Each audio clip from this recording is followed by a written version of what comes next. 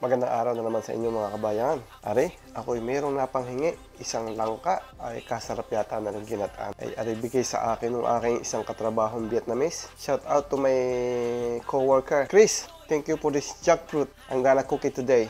Tomorrow, I'm gonna bring some so you can taste it. Pinasarap ang pagkadali, talagang kayo'y mapapawaw. Pinasarap, lalo't may sabaw. Pamilya ang laging inspirasyon, maging masaya anumang sitwasyon. Sila ang lakas sa araw-araw. Ako lang ang mga kabayan na maglalagay ng konting asin din sa tubig. Dito ko ilalagay yung aking ginahit na langka dahil pagkayan ay ginayat mo lang at basta inilagay mo lang sa isang tabi, may posibilidad na yung mangitim. Maganda yung nakababad sa asin. Para naman pag niluto mo, maganda rin ang kulay. Ano na mga kabayan, akin na. Oh, pagkakaganda ga oh. Pagkakalaki na ng langkang are ay pagkakasariwa pa din, pagkakamura pa din. Ang gayat na gagawin ko din ng mga kabayan ay yung maninipis laang. Ito, masarap malasa kapag natikman, mapapawaw sa video pa lang. Mga kabayan, uunahin ko ng isang kutsaring pork belly. Aray akin, pababrown-brownin lang ng kaunti bago natin ilutuin yung ating ginatang langka. Ayun mga kabayan, medyo maganda-ganda na yung kulay.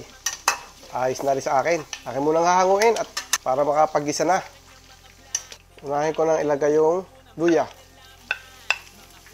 Saka rin aking bawang. Saka rin aking sibuyas. At ibabalik ko na rin aring aking sinangkutsar karne ng baboy. Banding kasama ang pamilya, sa pagluto ay sama-sama. Umulan man kahit umaraw, salo-salo sa isang lamesa. Ano mga kabayan ay akin ang aasnan. Pamilya, sa pagluto lagi paminta, masaya. Pinasarap ang bawat oras. chicken powder, Pamilya ay maligaya. gata ng niyog, Ako si Uno, magluluto ng at inyong isa pang gata ng niyog. masarap, malas. Malapot. Ay malapot na naman ito mga kabayan. Saka natin nahaluin. Ay mga kabayan, ilalagyan ko rin ng bagoong.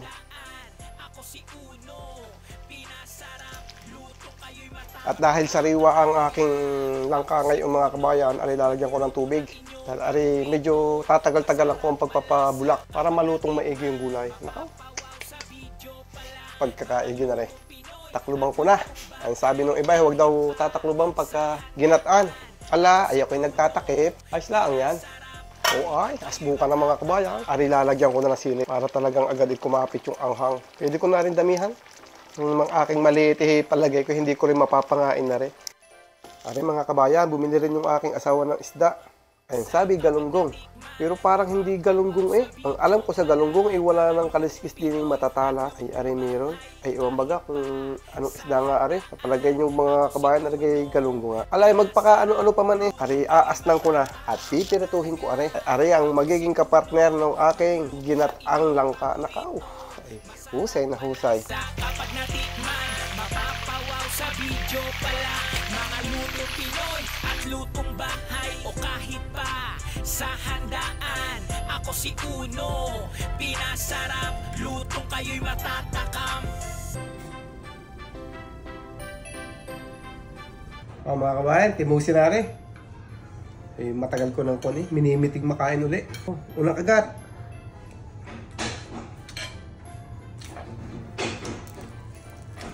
Masarap talaga magka-partner ito, mahalo.